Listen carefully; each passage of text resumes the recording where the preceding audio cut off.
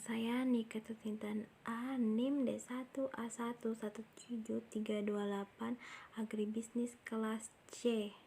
Di sini saya akan menjelaskan mengenai rencana strategis pembangunan nasional yang berhubungan dengan kegiatan pertanian di Indonesia. Sebagai negara agraris di iklim tropis yang cocok untuk bercocok tanam dan bertani, Indonesia bercita-cita menjadi salah satu kunci ketahanan pangan dunia yang lebih baik lagi. Pemerintah melalui Kementerian Pertanian telah melakukan beberapa strategi demi mewujudkan ketahanan pangan yang ada di Indonesia. Kementerian Pertanian menyusun sejumlah strategi dalam menjalankan pembangunan pertanian di tahun 2021 mendatang.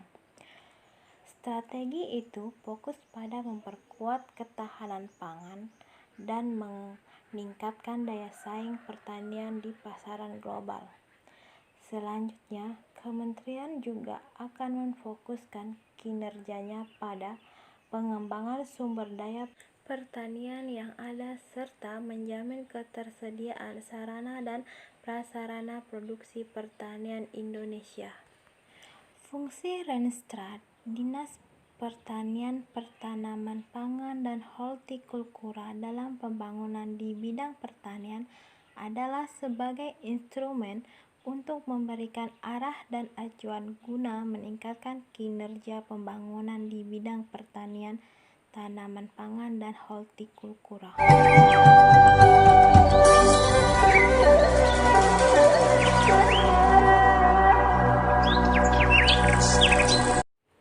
Rencana strategis Dinas Pertanian, Pangan, dan Hortikultura tahun 2016 sampai 2021 disusun sebagai perwujudan amanah Undang-Undang Nomor 17 Tahun 2007 tentang Perencanaan Pembangunan Jangka Panjang Nasional atau disingkat dengan RPJPN tahun 2005 sampai 2025, Peraturan Presiden Republik Indonesia Nomor 2 Tahun 2015 tentang Perencanaan Pembangunan Jangka Menengah Nasional atau disingkat dengan RPJMN 2015 sampai 2019. Dalam RPJPN saat ini difokuskan untuk memantapkan pembangunan secara menyeluruh dengan menekankan pembangunan kompetitif, perekonomian yang berbasis sumber daya alam yang tersedia, sumber daya manusia yang berkualitas, dan kemampuan penguasaan ilmu pengetahuan dan teknologi atau IPTEK. Pada RPJMN 2015 sampai 2019, sektor pertanian tetap menjadi sektor paling penting dalam pembangunan ekonomi nasional.